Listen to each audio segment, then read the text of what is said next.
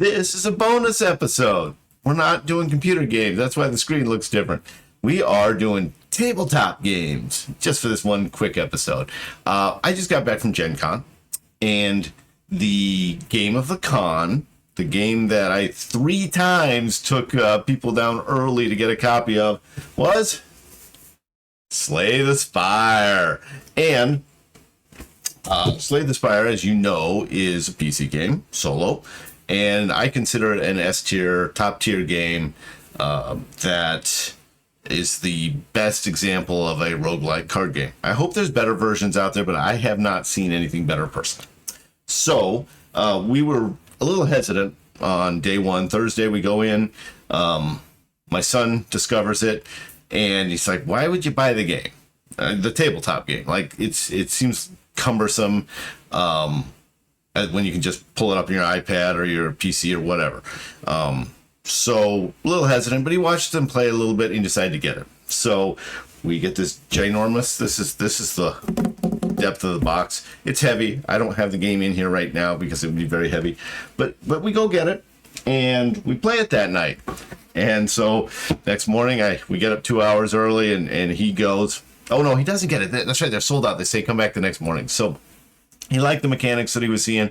So next morning we go in 2 hours early, get the game. Boom. Come home, play it that night at a place we're staying. Another guy wants to go get it. So I take him 2 hours early on Saturday. Boom, get another copy. And then the last morning, another one wants to go get it. So it was the game of the con. We got multiple copies just because everybody who was there and played it wanted it. Now, it is very much like the computer game. Everything is very similar. So you got the cards. How do I get the light on that better? Like that? Cards look like the game. It's the game's art. It's the game. Like the opponents are the same. The heroes, here's Ironclad. All 4 heroes are available. Everything looks very similar. And even, like the maps you're playing on look like the PC game maps. And they do the roguelike thing pretty well by having spots where you put down counters upside down and then you turn them over to see what you run into. What amazed me there was 2 things. One was the translation from a computer game where you're dealing what I would call a little bit higher damage amounts, like 7 in here, 9 there, 12 there. I think if they had maintained that high of numbering system with the actual board game, it would have been difficult. But they dropped everything down to, like, for example, strike deals 1 damage. This is probably not the best way to demonstrate it, but it deals 1 damage instead of, I don't even remember what it does, like 6, I think. Yeah, it does 6 for Ironclad in the PC game. So they've kind of made it simpler. They did an excellent job of translating the computer game into a board game. Everything is a little simpler, but it really works well. And little decisions like, if you've got your strike card and they give you these nice sleeves to put it in, and then if you upgrade it, you just flip it around and put it back in the sleeve, and now you have an upgraded strike, which, for those who've played the game, is going to be a very familiar mechanic. You get basically the same number of opportunities to upgrade your deck that you get in regular Slay the Spire on the PC. So amazement point number 1 is how well the designer translated the PC game to board game mechanics that are easy enough to manage. Sitting around a table, playing a game with pizza while you eat pizza and all that stuff. Like it's pretty simple, and that's good. The other amazing thing is they made the decision to make it co-op. So you're fighting the bad guys like 4-on-1. But you can do 3, you can do 2, you can do solo, and it scales appropriately.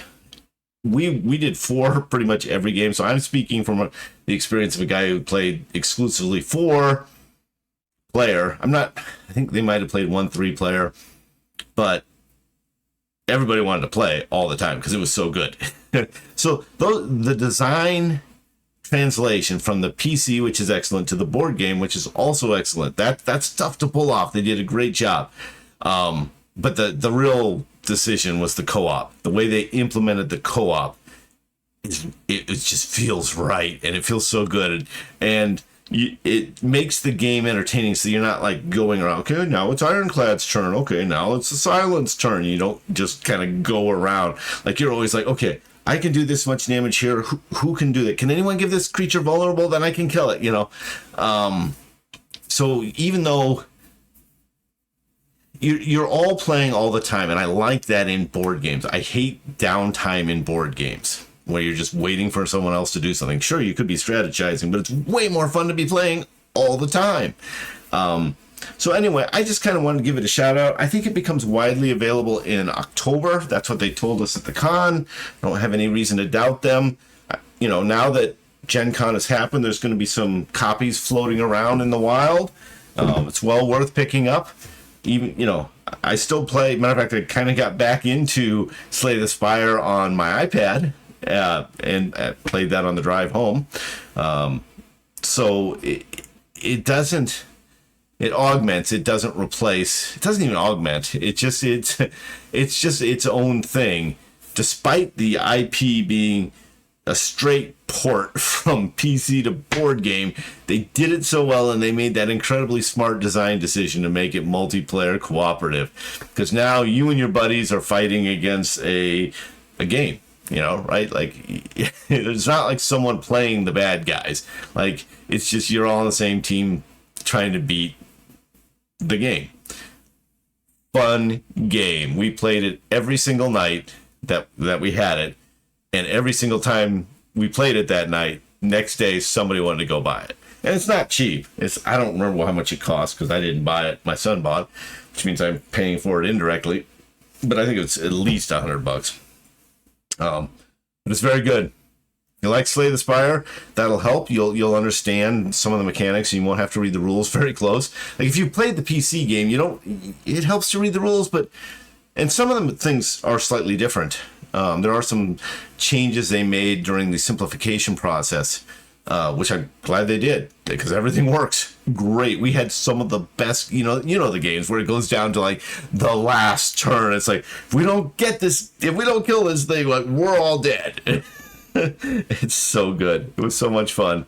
So that was our game of the con, and it does have a solo PC gaming tie-in. So I thought I would drop a board game nod out. If you want to see more board game stuff, just let me know. I can, I'll tie a little tabletop. I don't know if I can pull off game of the week, but we can do some tabletop games as well, if that's your jam. If it is, go ahead and hit the like button or put it in the comments. But this was a fun one. We had a blast. So, yeah. I mean, it's an S tier PC game. I haven't played enough board games to effectively tier it, but it's certainly no less than an A, because everybody who played it wanted to buy it, and I would play it again right now if I had people in my house. So, all right.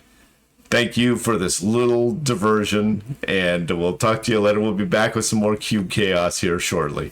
Thanks.